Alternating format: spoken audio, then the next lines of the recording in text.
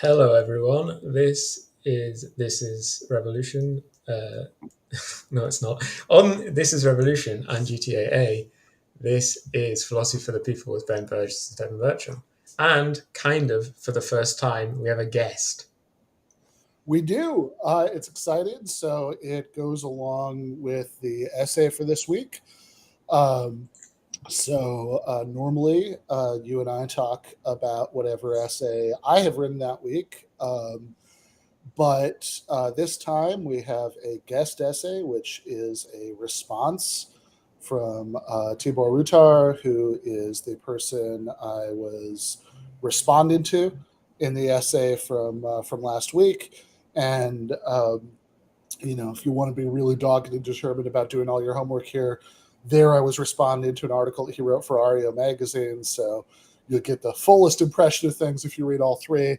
But we technically had a guest before, which was when Ben wasn't here for a few weeks, so I decided to just do a show with Doug, and then actually Varn was in the chat, and we're like, get Varn on. And so we had Varn and Doug. But apart from that, we haven't had a guest. Exactly. And I should say also that even if you haven't done all that reading, one of the virtues of Tibor's essay this week is it really does stand on its own, right? Even if you hadn't read his original essay.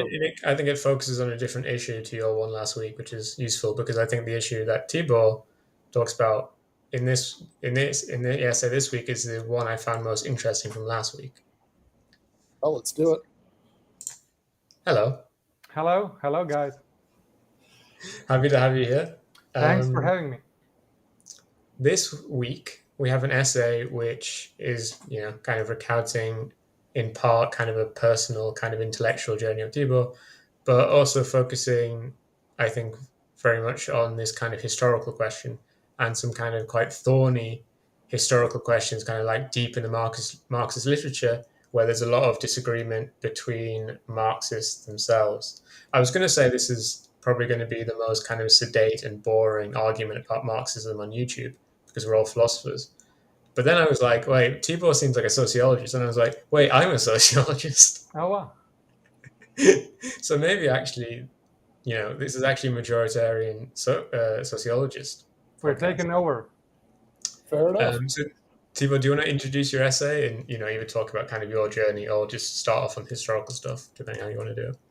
Sure. What I try to do in the essay, I think, is, and I was prompted to do this by Ben's thinking on the matter. I think he landed some criticisms, or some of his criticisms landed of my REO piece. I thought that maybe I should say to your audience that we can look at Marxism, we can view Marxism either as a grand paradigm, which is inextricably tied to historical materialism as a theory of history or a theory of social forms. And then we can have all of those discussions that you mentioned about, well, does the theory of history really hold up? Does Cohen's rendition of it hold up? Do the various critiques or reconstructions by his colleagues hold up? So what do we think about that? And then if we put that to one side, we could also view Marxism in more, I guess, weak terms, or more pragmatist terms, that is, as an assemblage of various concepts and mechanisms that any sociologist, I guess, can use if those concepts turn out to be correct. Like, I don't know, the idea of exploitation, maybe some of the general laws of capitalist accumulation that Marx lays out in the 25th chapter of first volume of Capital. Marxist theory of state. I didn't say anything, and Ben didn't say anything either on the Marxist theory of state, but maybe that would be one way of looking at it. So Marxism is something that non-Marxists can use, and you don't need to declare yourself, I think, maybe Ben thinks otherwise, but you don't have to declare yourself a Marxist if you, for example, think that workers under capitalism are exploited, as I tend to think. And you can think that Marx said some useful stuff on that as well, I do think, without being a Marxist, right? So I think that is the general idea in my... Yeah, we're gonna defend big Marxism, or attack big Marxism today, not little Marxism. Okay, sure. Yeah, that makes sense. Yeah, I mean, I think that... Look, it's certainly, I'm not that invested in the word I take it that the word is a sort of useful shorthand for gesturing at things that actually matter. But yeah, I mean, I think that um, that you know, like it's a really, it's a nicely structured essay. I think it makes things very, very clear. I think it's much, there are definitely parts of your view that are much clearer to me, and would be even if we hadn't talked on Monday, from this essay that wouldn't have been from the Ario essay. And I am curious at a few points um, how some of the claims in the two relate to each other. I think there might be an interesting discussion to be had about that. But yeah, I mean, I should also say, even though it's a little bit of a different subject from the main one that we're talking about, just to give people sort of a good idea of where you're coming from. I mean, I was almost thinking, as you're saying, workers are exploited under capitalism, and in the Ario essay, I kind of got the impression that you thought that this was true, sort of in some cases, or sort of very contingently as a result of like state failure. But in the philosophy for the people essay, I think I think you do embrace a much more general claim, right? But the analogy I was almost thinking about is it's like the Buddha's noble truths, right? All life is suffering, suffering can be overcome, right? So in this case, the Marxist noble truth you maybe accept is that workers are exploited under capitalism. But then the second question is, okay, can that be overcome? And that might be where there are interesting disagreements, and maybe one of the places where the rubber meets the road, because you do say, I think very correctly at the beginning of the essay, that one shouldn't sort of sign on to Marxism's descriptive claims out of loyalty to to like the normative goal of socialism. And that seems totally right to me. That you could obviously, there were socialists before Marx. You could obviously be a socialist without being a Marxist. I mean, like, what this is supposed to be is a descriptive framework that's supposed to help you understand the world in ways that are helpful for achieving that normative goal. But also, you don't, your sort of journey away from Marxism has been fairly complete. It hasn't taken you to the right wing. You're still a social democrat, but it's and it hasn't even taken you entirely away from like descriptive materialism. But it has taken you away both from the sort of central descriptive claims of Marxism, or at least some big important ones, and also away from the normative goal that grounds it all, right? Like you had in our discussion on Monday, you had one of the books you recommended was Lane Kenworthy, I believe, Would Democratic Socialism Be Better? Which I managed to read, not the whole thing, but the first couple chapters of in preparation for today, to get a better sense of where you're coming from. And that's an explicit argument that the sort of, best of all possible worlds, or at least if it's not in some ultimate sense, the sort of realistically best of all possible worlds, maybe, is basically capitalism with social democratic characteristics, right? So there's a sort of parallel motion on the level of political goals from where they were, where your political goals were in, like, say, 2013, extremely Marxist Tibor, to where they are now, and in descriptive framework from Marxism to this kind of post-Marxist, very Weber-influenced, kind of broadly materialist, but not really in the grandiose way that Marxism is. view that you would hold now? I think that you laid it out perfectly. In response, I think I would say I would follow your structure, and I would say first that descriptively, I guess, and this comes across, I think, in the essay as well. What most bothers me now, or has been bothering me for the past 5 years, is the idea of the causal or explanatory primacy of class. I either don't know what that means, if it's vague enough, or if it's made more precise. I think it falls into the trap of reductionism or determinism. So we can explore that. And we could even, Yep. when I was reading up for our conversation today, we could delve a bit into the issue of the Marxist theory of the state, because I guess that was one of the more convincing ideas behind the principle of explanatory primacy of class, aside from the theory of social forms, which I cover in the essay, that convinced me in the past, the Marxist theory of the state, that the economic sort of predominates, or class relations are more important than anything else for the social dynamic in capitalism. So that's one thing. And then the other, the more political normative, I would say two things in response to that. So first, I was a revolutionary 5 years ago or 10 years ago. I thought that social democracy was off the table for me. And when some of my colleagues said, "We are sure, Tibor, we are socialists, but I mean, we can get there by electoral means. I mean, do you really think that a revolution, probably a violent, at least in parts, violent revolution, which would expropriate the expropriators in the 21st century, do you really think that people would get behind that? And do you really want that, Tibor? I mean, civil wars, I guess, and so on." And I just didn't bother myself too much with that question. And then at some point, I thought to myself, yeah, you're right. First of all, it doesn't seem that workers in Slovenia or the UK or the US would be willing to enact a revolution. More than half of them are part of the middle class, and those are not all that revolutionary.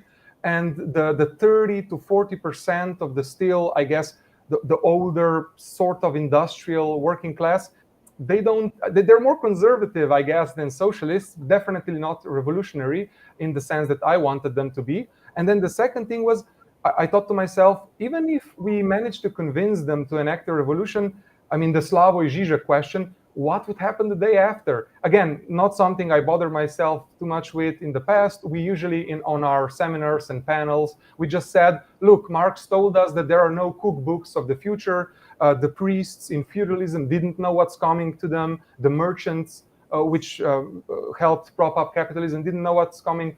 So why would we now invent this grand plan or recipe? We'll just see how things turn out as we go along. And that, again, I realized I don't think that's quite right.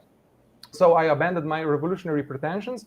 And then the second thing I wanted to say is that in regards to in regards to social democracy, I think there are limits to social democracy.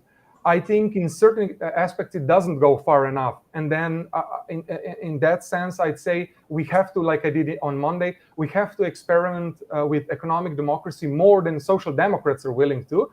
But your proposal, like I said on Monday, your proposal that economic democracy is not just something we'd experiment with, it would have to be mandated. It would have to be much more radical than just a social democrat like me would probably say. Maybe make some state incentives for firms to be economically democratic.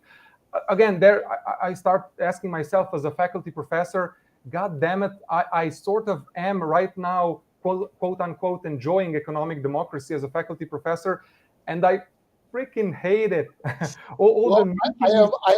I am with you there, right? So I will say, I've actually said this many times in the last 80 years that I have that the experience, not that I've had to in recently, right? But back in the period of my life when I did, the experience of sitting through faculty meetings has actually reshaped my ideas about what socialism could or should be like. I think that I actually take. In fact, I will say another clever Slovenian has a good lecture that you can find on YouTube called "A Plea for Bureaucratic Socialism," where he makes the point, for example, that he doesn't want to go to mass meetings to have a radical democratic control over how the water, sewer, and electric systems work. He wants his relationship with these things to be never having to think about them. And I think there's really something to that. I actually do think when we start to drill into the specifics of what socialism could look like and what should look like, what we would want it to look like, I do think that there are some real limitations on the desirability of direct democracy. But of course, I would point out that let's say there's a spectrum leading from direct democracy, where everything is always being decided by mass meetings, to what you have under capitalism, which is that key economic decision makers have essentially no democratic accountability to the people that they're ruling over, and I think none is far too little, right? We could get into that. I will just say really quickly and programmatically that I agree with you on the cook shops question. That's why something like that Kenworthy book is like a sort of important challenge to my view, because I do actually think we need cook shops for the recipes for the cook shops of the future, if only to assure people they'll have something to eat. And I was really glad that Tibor pronounces cookbook the same way I do. And I should also say, I mean, it's kind of funny listening to you talk about this, because one thing that really hits me just biographically is that, again, on both the sort of level of normative political goals and on the level of descriptive analysis,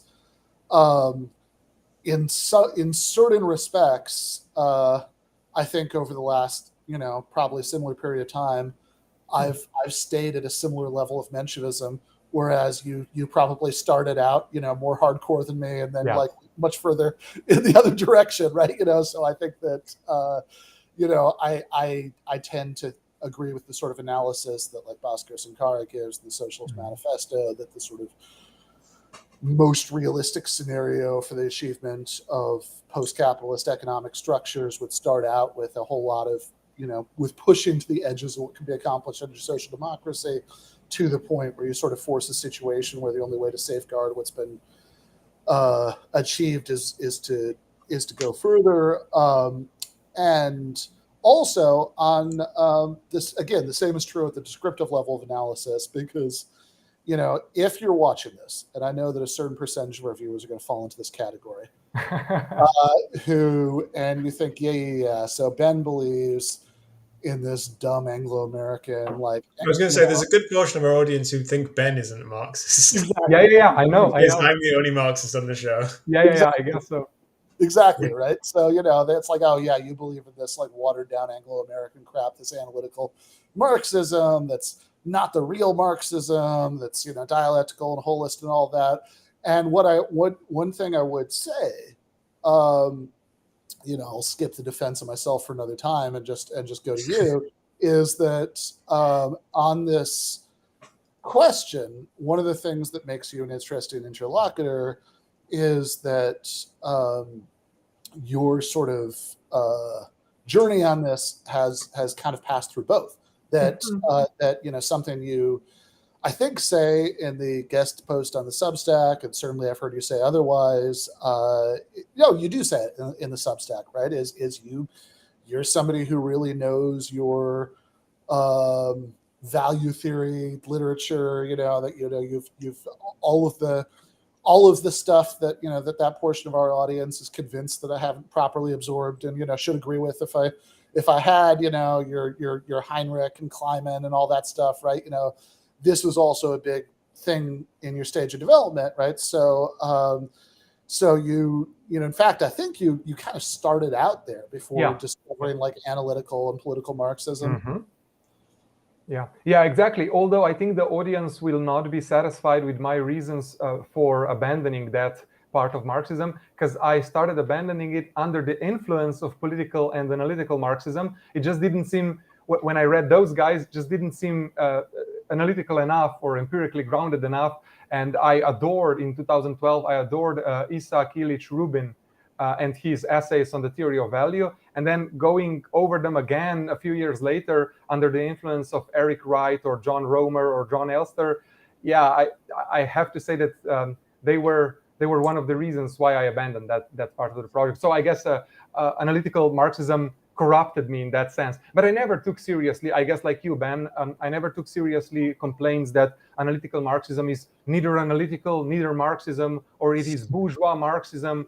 Some of my colleagues at the time, so 5-7 years ago, they've written a few books, and in those books they say, and then you have this other school of Anglo-Saxon positivist analytical Marxism who are basically just bourgeois protectors of the middle class.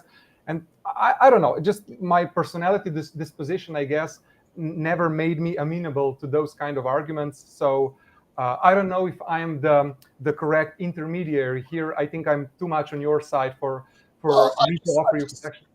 I'm just saying, at the very least, nobody should get the impression that you are, you're rejecting this because you haven't been exposed to the real uncut, pure Colombian Marxism.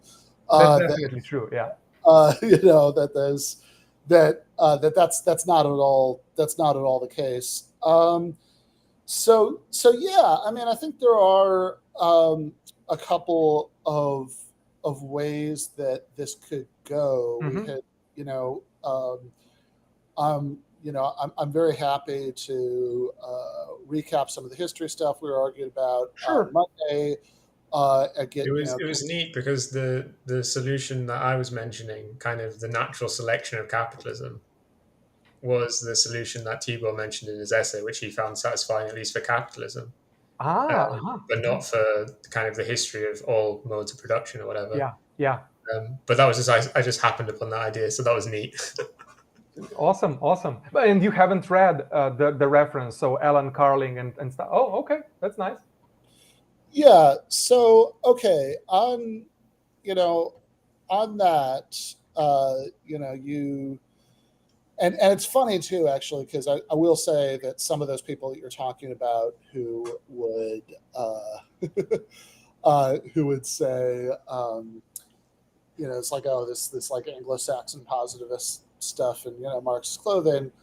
I think that would be very untroubled by some of the questions that you're concerned about the theory of history, but because I don't agree with them, I think you're right to be troubled by them, and I think that in particular, in my experience, at least some of those people will sort of shrug on some of the primacy questions and say, well, they're dialectically, interrelated, and that's sort of all you have to say. But I think again, I mean, for my money, we can get a third perspective from Stefan, but for my money, that sort of misses the point for two reasons. One is that it's just not very informative to say that, and two, the primacy. Some of these primacy claims sure seem to matter for Marx. Like he seems to,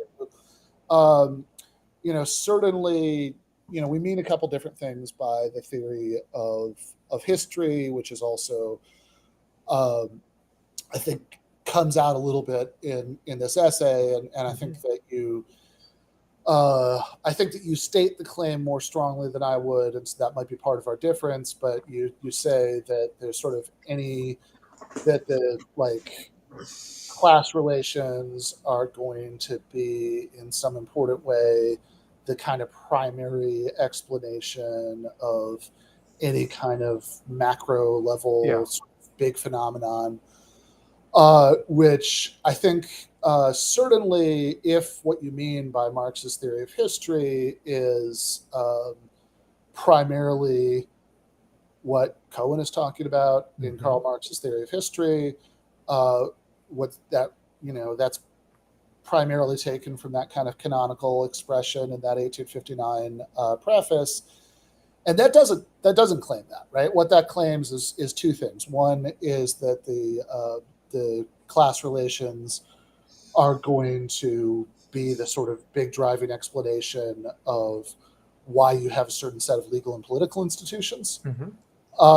And two, is that those class relations themselves are going to be primarily driven by the development of the forces of production, which, neither of those is quite this, is quite as strong as saying like sort of any big macro development will be primarily explained in that. Now, I think that if you accept this sort of more strictly delineated view, it would be reasonable to expect that, look, if this is the primary thing that's driving these sort of massively important changes in the whole foundations of society, then it's a reasonable expectation that they're going to at least tell us a lot about any given macro level phenomenon. But I don't think you necessarily need to have the sort of primacy claim there in every case. But maybe this is just cope. Let's go to you to kind of get some thoughts on that. Yeah, you're right. This is the crucial issue. I mean, my views on that were, I guess, formed by the following developments. So, first of all of the Marxists that I read and respected, starting with Wright, but also Tibor and so on, Alex Kalinikos. Kalinikos definitely represents a very different strand of Marxism to American analytical Marxists, but I think he's still an important contemporary Marxist. All of them constantly disparaged neo-Weberians like Michael Mann and others, and constantly just drilled in my head that we have to defeat the neo-Weberians, who are just these methodological pluralists who say, yeah, class is important sometimes, but other times it's not important, and so on. And so I really, when writing my PhD and in my books and my articles, I really just always had this shadow of neo-Weberians. How can we show that they're mistaken, that class, of course, it's not reductively important, but it's much more important than they say. Let's leave it at that. So that's one thing. The other thing is that neo-Weberians themselves, if you go, for example, read Michael Mann's volume 4 of The Sources of Social Power, at the end he says, let's settle the issue of ultimate determination. In my other volumes, I didn't say anything on that. The reader could glean my thoughts on the matter from my empirical observations, but let me now make a statement. And he makes the following statement. He says, Weber was wrong to say that we cannot venture any historical generalizations. I myself have ventured them, and Weber is just wrong. But Marx is equally as wrong that we can say that ultimately the economic aspect of life, either in the sense of forces of production or relations of production, is in some overarching way determinative. So that again just confirmed in me the idea that, okay, so the delineation between Marxism and Weberianism as its main rival has to do with this importance of class relations. And then the last idea, I guess, would be that a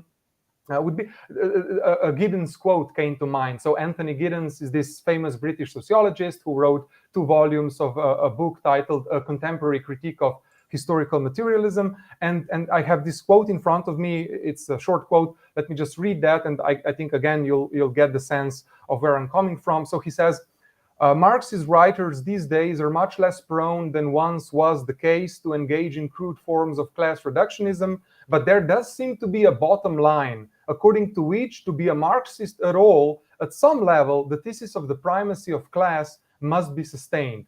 For me, such a position is inherently far too limiting. So he wrote that in response to his critics, which include Cohen and Kalinikos and Wright. This was in the late 1980s. And again, this just reaffirmed my sense of we have to get around this idea of class, of the explanatory primacy of class relations. You say, maybe this is just scope, Tibor, because now I'm saying that you don't need that to be a Marxist. Now, my response to you would be, I don't know if it's scope. I myself am not sure. But maybe I just wanted to make your audience aware, and I'm really interested in what Stefan, because you say that he comes from a different perspective, would say on this. I just wanted to make your audience and my Marxist colleagues, I guess, aware that, guys, there is something to this controversy. We have to get that down before we proceed with our pronouncements that Marxism is triumphant and that Weberians are just these bourgeois sociologists who are blind to exploitation and the importance of class. I guess so. Stefan? I mean, I definitely 100% agree that I think I think there's a lot of. I think it's much better to take your position, where you kind of retreat from these essential kind of positions of Marxism, traditional positions of Marxism, to then stop calling yourself a Marxist. And what I think lots and lots of people do, where they abandon value theory first, which Ben does, but that's fine. But then you abandon kind of the historical primacy of class, and you keep abandoning this stuff, and you keep calling yourself a Marxist. And I think I agree with you. That's very strange, and I think Mm. it's quite common in sociology because you employ the kind of like Marxist inspired methods or something like this. But in the end, that's not enough. I think I agree with you to make you a Marxist. Um, but I think it would be good for you to outline like what you think, how in which ways kind of well the idea, one idea of I guess class, but also the kind of mode of production. How you think how what is it, the Marxist idea is that history is driven by changes in the mode of production, Mhm. but there's a problem where it's like, well, why does the mode of production change? Yeah. And kind of one idea which was mentioned is kind of methods of production proliferate, say, and there's some kind of natural selection by states which adopt certain methods which incline them towards capitalism, can then do brutal global imperialism and defeat everyone else and Mhm. transform various slave societies and feudal societies into capitalist societies. And that basically what seemed to happen in our world. That kind of capitalism emerged somewhere and was just so much brutally better than everything else. I mean, you do say in the essay, you kind of emphasize in some ways the non-brutal parts of capitalism, and I agree with you. You talk about spread democracy and so on. And Mm. I'm a real Marxist, so I think capitalism is great too. It's the second best idea anyone's ever came up with.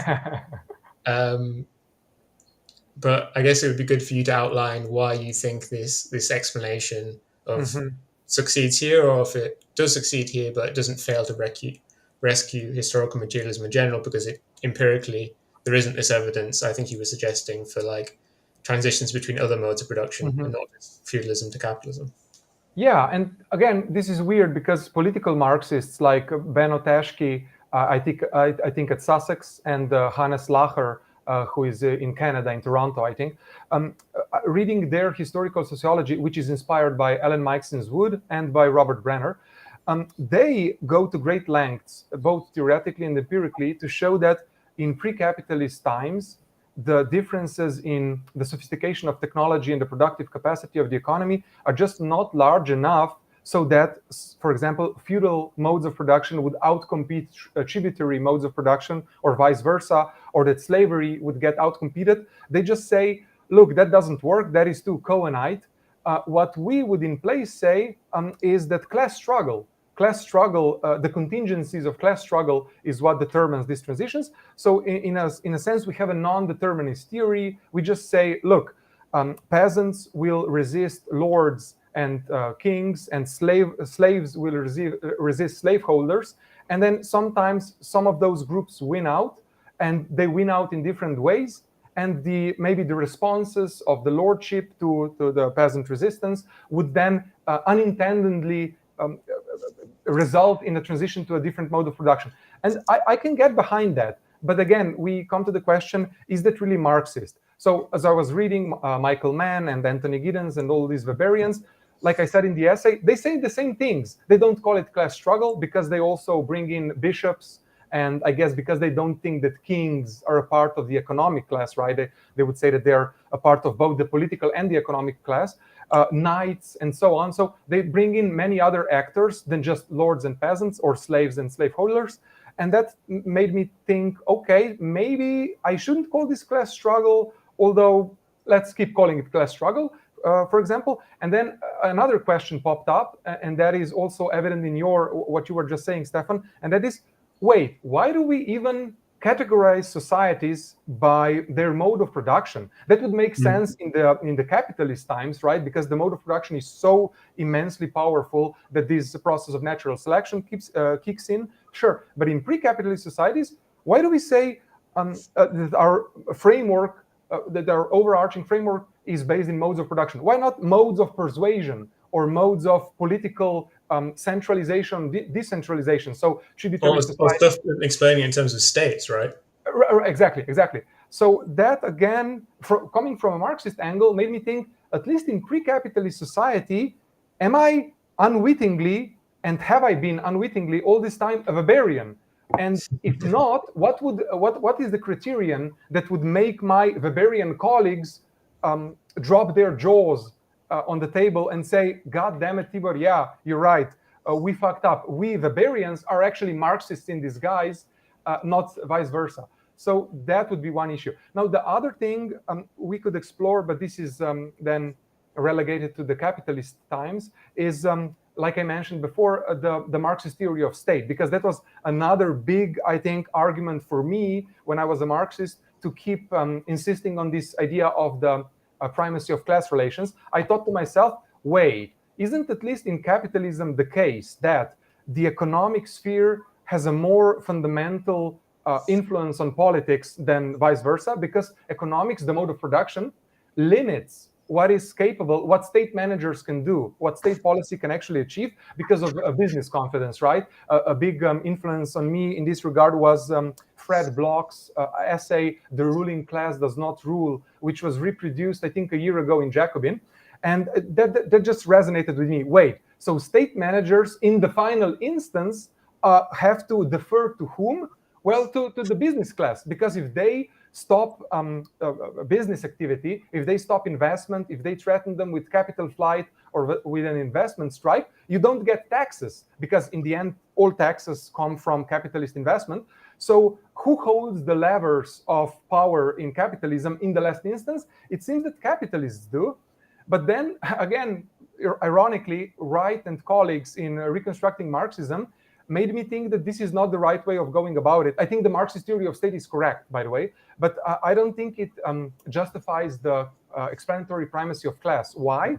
Well, because Wright and colleagues say that if you want to justify the explanatory primacy of class, you can't rely on what they call qualitative asymmetries between sources of power, but rather on quantitative asymmetries. What is the difference? So qualitative asymmetries are when you say that one source of power limits the other, while the other source of power, in this sense, political power, doesn't limit the first one.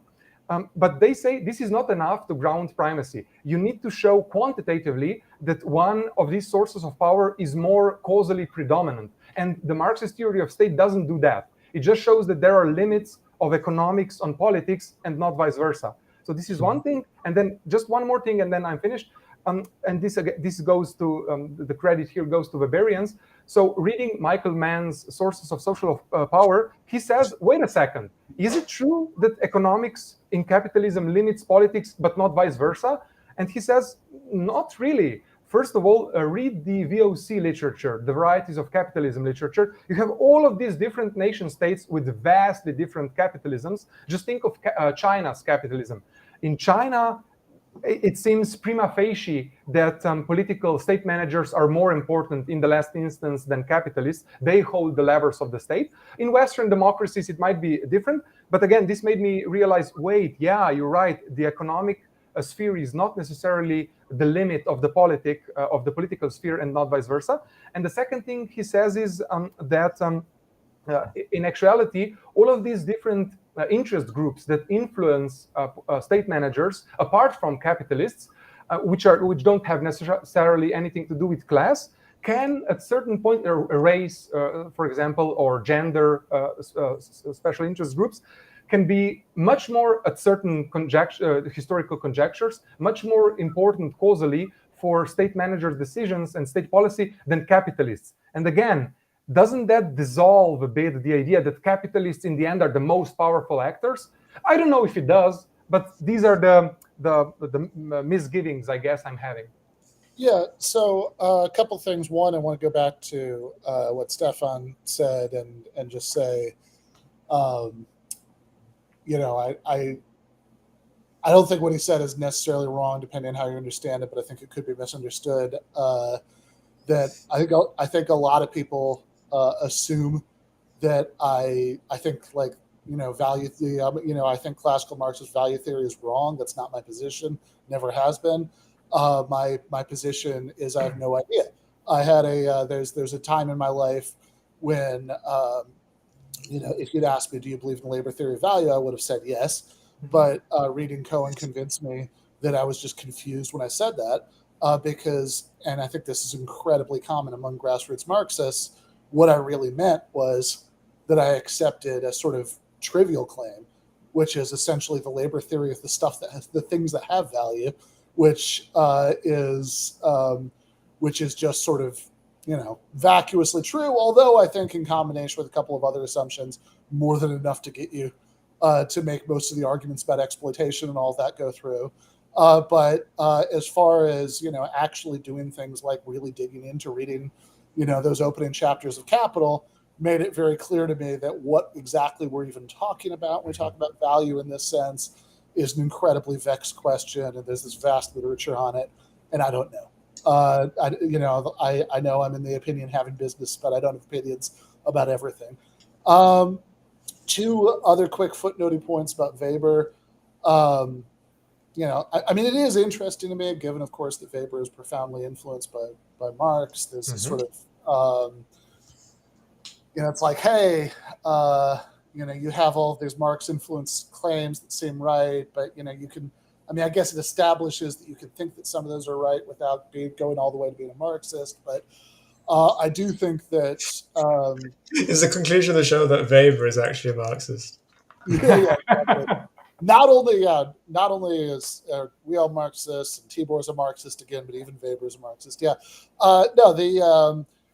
Also thought, man, I really want to see Tibor and Vivek Chibber have a conversation about this. I know he's been really influential on you. You cite him several times in your essay.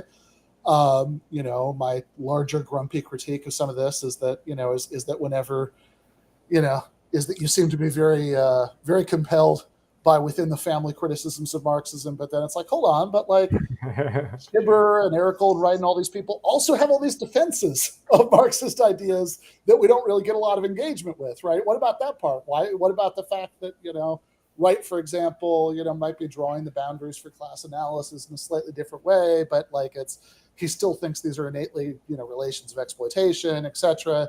But in any case, in Chibber's case specifically, I have it on good back channel authority that he's read everything by Weber and regards it as, and I quote, mid. So that would be an interesting discussion to look at.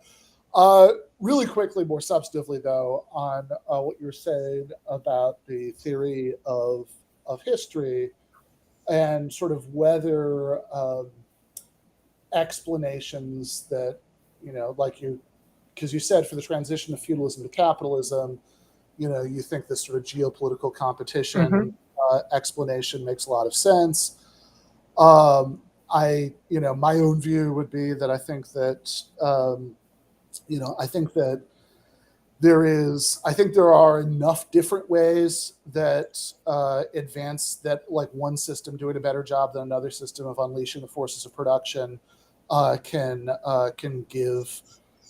lead different countries to adopt it over time. That I think the sort of I don't think you need one causal mechanism. I think there are a number of different tributaries leading from that river to that sea. Including the sort of the fact that if you're better at developing the forces of production, that has the sort of military advantages that Stefan emphasized. The fact that there's a sort of obvious incentive for people who might hold power within other systems to turn themselves from aristocrats to capitalists, for example, because they know that they'll be able to personally benefit from these advances. To the desire to trade with people who are already capitalists, et cetera, et cetera. There are lots of them.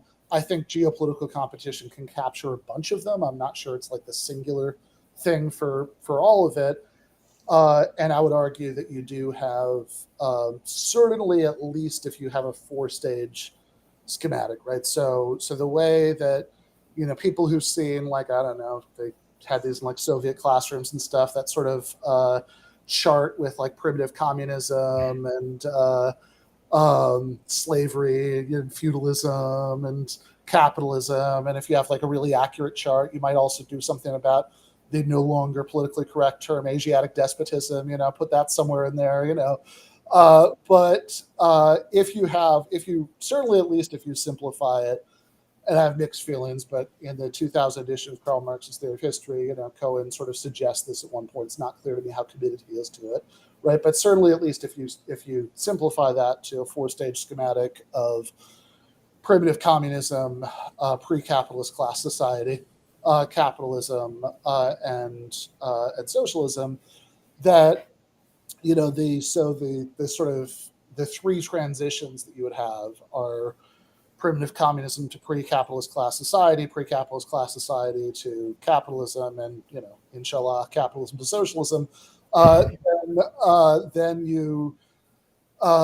I think it is certainly plausible with regard to both of the first two, that there are any number of these advantages. That if you have if you have settled societies that are building a lot up through extraction, exploitation, in various sort of slave and tributary sort of forms, that does give you various advantages. I mean, it's not just a sort of weird fluke that there are so few hunter-gatherers left in the world, and there were so few hunter-gatherers left in the world, relatively speaking, at least, other than in my part of the world, because Europeans hadn't gotten there yet, but before the rise of capitalism, that there is a sort of systematic advantage of pre-capitalist class societies over hunter-gatherer kind of primitive communism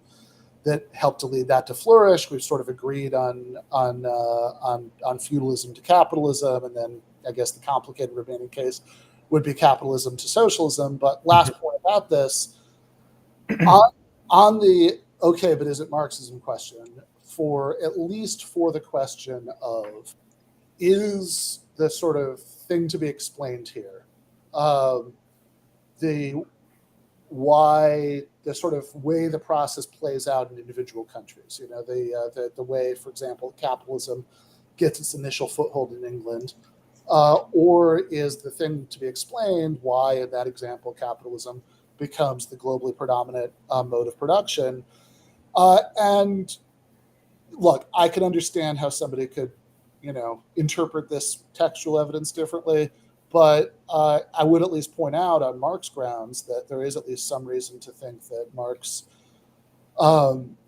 understood the claim about transition between modes of production in that second way. And so what I'm thinking about here is the third transition, the transition from capitalism to socialism, and in particular Marx's late writings on Russia, his letter to Veroslav Sulich, the introduction to the 1880 whatever it was edition of the Communist Manifesto in Russian, where he these places where he says, yeah, sure, there's nothing inevitable about Russia following the same developmental path as Western Europe.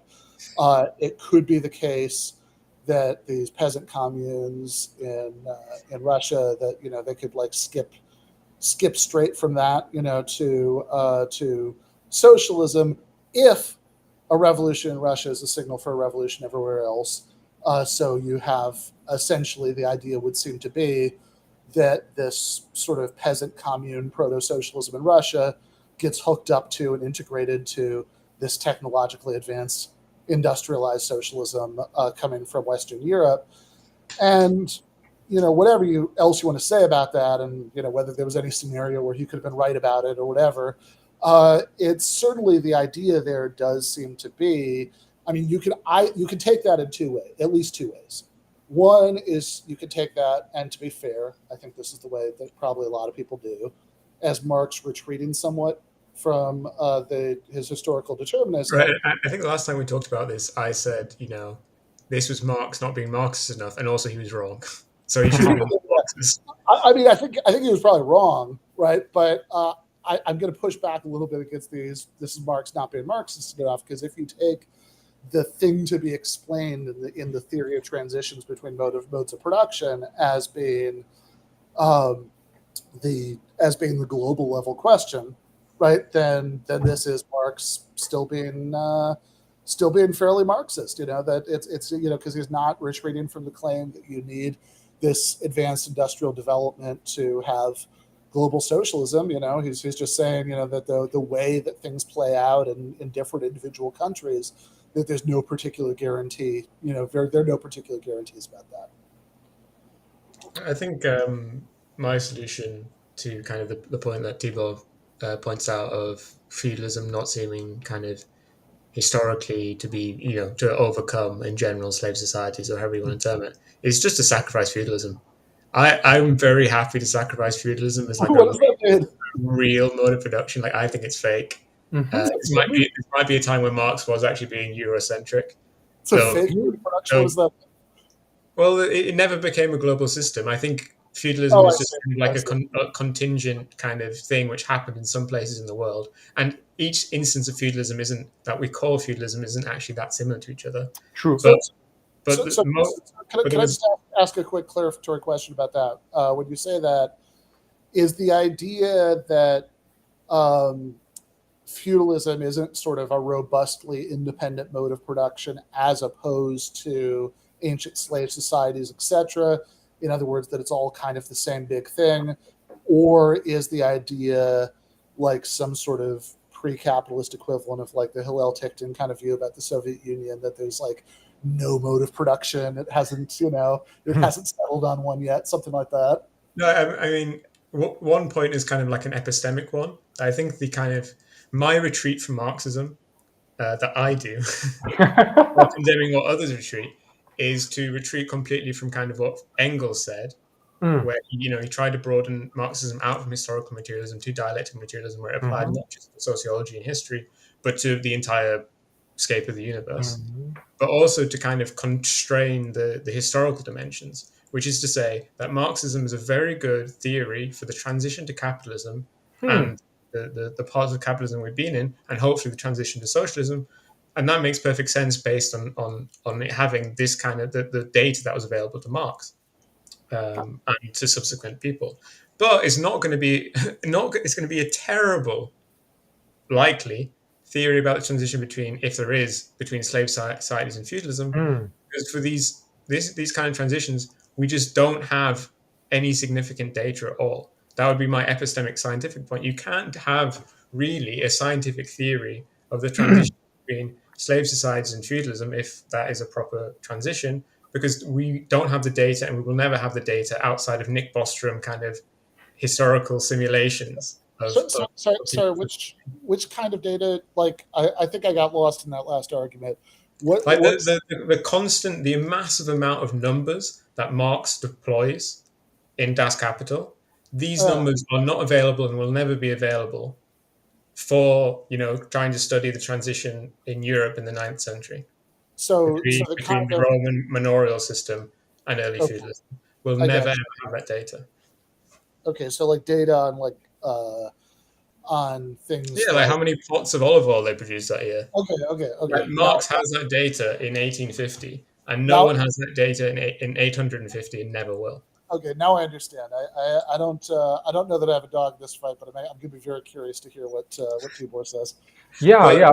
The other point is to say that, I think feudalism is fake in the sense that you described. In the first, it's probably. I'm inclined to think that it's probably not a real mode of production.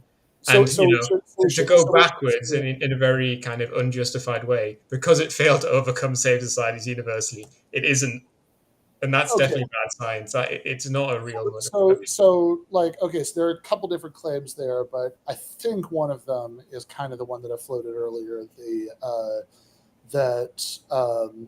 that we should maybe see like relations of just direct extraction as like one big thing, right? I don't think that, and I think it's just, I think there's a lot to say. And then the last thing I'll say before just letting Tibor talk is I think there's something very, very interesting about feudalism, that depending on how you cut it, feudalism never produced a state. Or if there was, like, if the French absolutists were a state, then it was like a late transition of feudalism out of feudalism.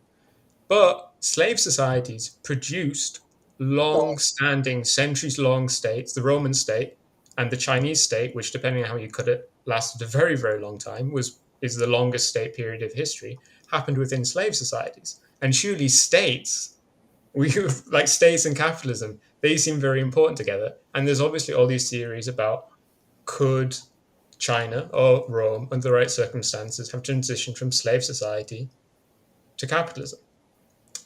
And yeah, so that's not much of a definitive statement, but that's kind of how I've started to think about these things very recently. I was literally talking about it yesterday.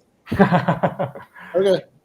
That's very interesting. Yeah, I'm not necessarily opposed to that, although I've read enough of Chris Wickham, the preeminent Marxian of the feudal age, that I don't know if I'm willing to abandon feudalism as a mode of production, but definitely interesting thoughts, Stefan, and limiting Marxism's scope as a theory of history to after the transition to capitalism and then on. That's an interesting idea. Yeah, I would have to think about that a bit more.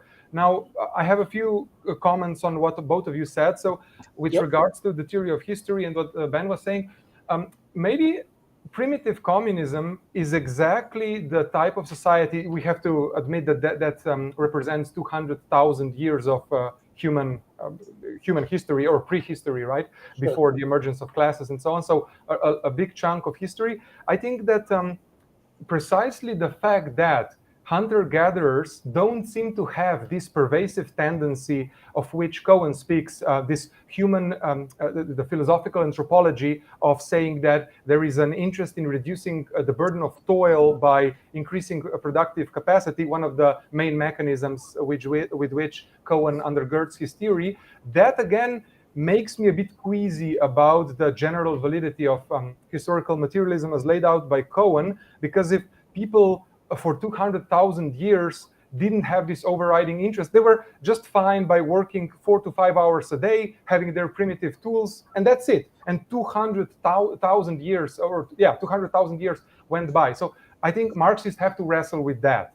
Then another thing is, again, I would blame Marxists for deconverting me. Robert Brenner was the guy that mostly influenced me in my thinking about pre-capitalist societies, and his constant emphasis how these societies are almost completely technologically stagnant.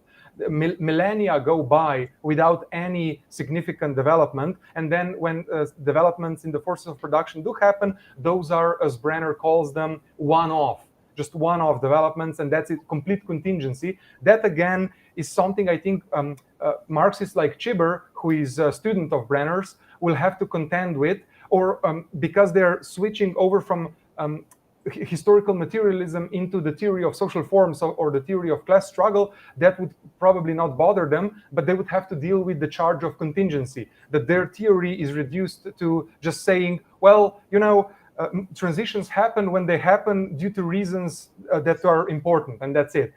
I think they can maybe overcome that contention, but it's interesting to note how Marxists themselves, in a way, maybe perhaps shot themselves in the foot by emphasizing how stagnant pre-capitalist societies are, although I think Brenner is completely empirically correct, and I still do hold to that. The last thing I'll say on the theory of history, we should take seriously what Tibor says, channeling Alan Carling in that article, What is Living and What is Dead in the Marxist Theory of History, when he mentions Vietnam and what a mockery it made, that sort of primitive socialist society, what a mockery it made of the most developed hegemonic capitalist society in the world.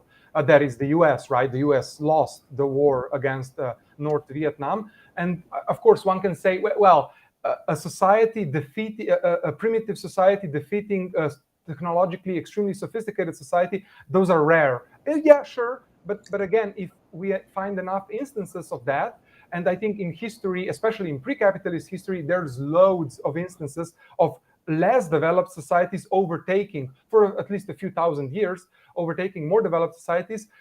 We have to wrestle with that. Now, just two quick comments maybe just one quick comment on value theory, going all the way back. I am not necessarily opposed. It's not that I discovered this one brief proof against value theory. It's more that I was studying it for 2 to 3 years, just studying completely just value theory, all different strands. Roberto Veneziani and the Sraffians on the one hand, Ian Steedman on the one hand, Kleiman and the temporal single system interpretation on the other hand. Then you have Robert Brenner with his weird amalgamation of value theory with neoclassical economics. Then you have value form theorists like Michael Heinrich and the Neue Marx-Lektüre. Then you have other Marxists.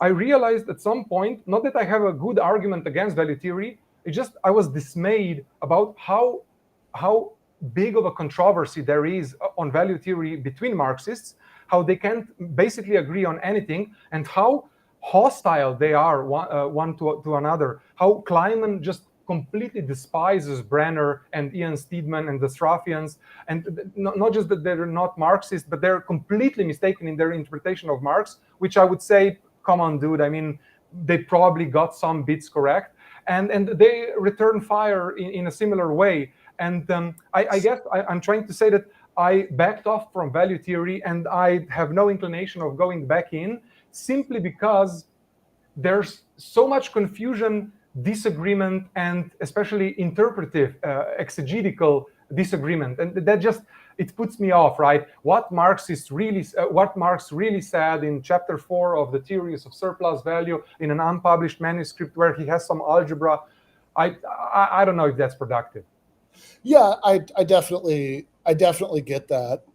So I did have just since I know it's even later in Slovenia than it is in the UK, and so I know our time together is coming to an end, and I want to make sure I slipped this in before we got there. I mean, I did just had a bigger picture, question, I guess, about something you said a while ago, which is okay. Why is it that we're this concerned about relations of production in the first place, as opposed to political relations, as opposed to very, there are all sorts of different ways you could slice up societies in principle, and I'm not actually sure off the top of my head that I have a wonderful argument on this, but it does. I do certainly have a very strong knee-jerk intuition that when you kind of look around at the world, both now and historically, that this does seem like the most important difference between kinds of societies. That even though, by the way, I would agree with you for more or less boringly classical Marxist reasons that there is certainly a non-coincidental relationship between capitalism and the spread of democracy. That there's a reason you don't get a lot of democracy plus feudalism, but you look around at the current state societies, though. But you look around at the world today. Yes, some democracy in slave societies, although I think non-coincidental limitations on that compared to what's made possible under a different mode of production. But certainly you look around the capitalist world today, and you see countries with wildly different political arrangements to a point, right? That certainly. You have many cases now or recently where capitalist production relations are combined with democracy, or combined with military dictatorship, are combined with Islamic theocracy, or combined with all sorts of things. I mean, to a point actually that it creates its own headaches, right, for a Marxist analysis, which I know is something you'd emphasize, but you do see quite a bit of variation. I would argue that it's variation within certain limits or whatever, but that's not the point for right now. That you do see a lot of variation in political forms, but it does certainly feel, at least to me, like there is this big fundamental thing that all of these societies have in common, and that is that they have not in common with earlier forms of class society, that they have not in common with the sort of socialism some of us might hope would replace it. That if you think about feudalism or other kinds of directly extractive economies, there does seem to be this really massively important thing that has not in common with capitalism, or with primitive communism, and that does seem like I don't know. I mean, I'm worried that this is just going to come out, shoe banging, right? That like I'm just, that. But gosh, doesn't that seem really basic and fundamental? Yeah, that makes sense. Ben, I would say this was my same intuition, and the reason I decided to do a PhD from a Marxist perspective, explicitly arguing against Weberians. I would just add that reading all of those thousands of pages written by, again, Anthony Giddens, Michael Mann, Walter Runciman, even people like Joseph Henrich. So not Michael Heinrich, but Joseph Henrich, who is this big polymath anthropologist who has a theory of transition to capitalism that Marxists would say is idealist because it is rooted in normative changes produced by the church. Back in the day, the breakup of the family, the breakup of the kinship structures in Western Europe. We don't need to get into that, but reading just thousands and thousands of pages over years of historical sociology, non-Marxist historical sociology, just made me think maybe class relations, very important, but maybe roughly as important as, for example, political relations and other sources of power. I wouldn't argue against you necessarily right now that you're definitely wrong, or that my intuition is now completely different than it was before. Just this, my initial intuition, without reading lots of historical sociology, that class cannot but be the most important thing, that definitely toned down and became much more soft. And that is why I guess I would not call myself a Marxist, but if a right-winger, or forget about right-wingers, if a Weberian told to me, Tibor, there are still shadows of Marxism in you, okay, that could make sense. Yeah, sure. I wouldn't disavow that. Well, what do you think, Stefan? You wanna leave it there? We got to concede the shadows. I don't do much better I wanted to talk to Ben about how I think I misunderstand the theory of value. I'm afraid that my concept of it is exactly what Ben mentioned earlier, like the idea that things have, what was it? There's a labor theory of stuff that has value that's just kind of really true. Yeah. And like you actually read the first chapter of Capital, and then especially if you start reading that complicated mass of secondary literature that Tibor is referring to. I've been there's a podcast, if you really want to dig it up, where I'm arguing with Andrew Kleiman about this, and he's a very he's a very smart guy, but he's abrasive, I think it would be fair to say. Yeah. Not as polite as us three. But yeah, look, I mean, if you start reading all this stuff, it at least starts to become very clear to me. No, I'm not going to start reading it because I'll end up not being a Marxist at the end. Okay, yeah, this is good. It's the medieval Catholic intuition. Yeah, I mean, I think there's basically like a basic idea of what, like, how value can be used to explain why some products in capitalism or successful capitalist products and why some aren't. That's at least an empirical claim. So I think that's more interesting than the sort of than just the kind of like trivial claim about products. Again, I would argue enough in combination with some of the points that Marx makes later in Capital to sort of ground the exploitation claim all by itself. But I think that it is, and this is a real area of agreeing with me and Tibor. I mean, look, it is. There's a reason it's wildly controversial among Marxists how to even understand some of the value claims.